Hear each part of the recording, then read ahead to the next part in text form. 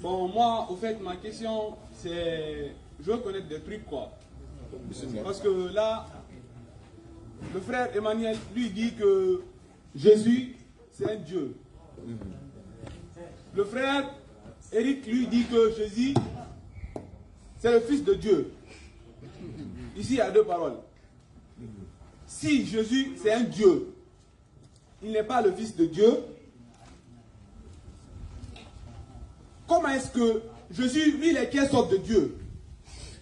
Voilà. S'il n'est pas le Fils de Dieu, maintenant, lui, il est quelle sorte de Dieu? Voilà. Par exemple, le frère Emmanuel, lui parlait de Abraham. S'il connaît bien Abraham, Abraham, il est venu avant Jésus.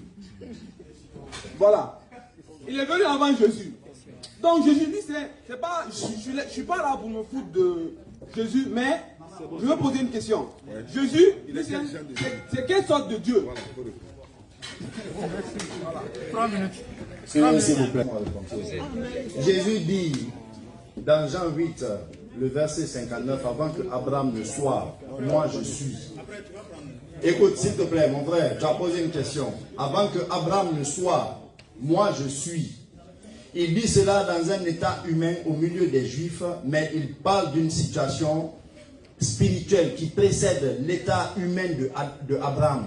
Il dit avant que Abraham ne soit, moi je suis. Le frère a triché tout à l'heure. C'est pourquoi j'ai voulu prendre le micro avec lui pour intervenir. Il dit, quand Jésus dit, Père, en tes bras, je rends mon esprit, à qui il a donné son esprit? On vous dit dans Jean 1, le verset 18, Dieu personne ne l'a vu, mais le Fils qui vit dans le sein du Père est celui-là qui l'a fait connaître.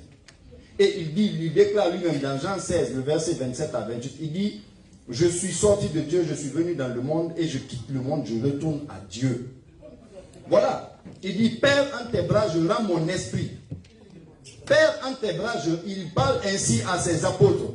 Je suis sorti de Dieu, je suis venu dans le monde, je quitte le monde, je retourne au Père. C'est écrit noir sur blanc. Voilà. Dans Jean, le passage qu'il a cité, le Fils dit, Père, en tes bras, je rends mon esprit. Voilà. C'est pourquoi la mort de Jésus-Christ n'est pas une mort ordinaire ou même extraordinaire. Lorsque tu frappes un homme et tues un homme qui est possédé par un démon, par un diable, est-ce que c'est le diable là qui meurt ou bien le diable sort de ce corps et va posséder un autre corps?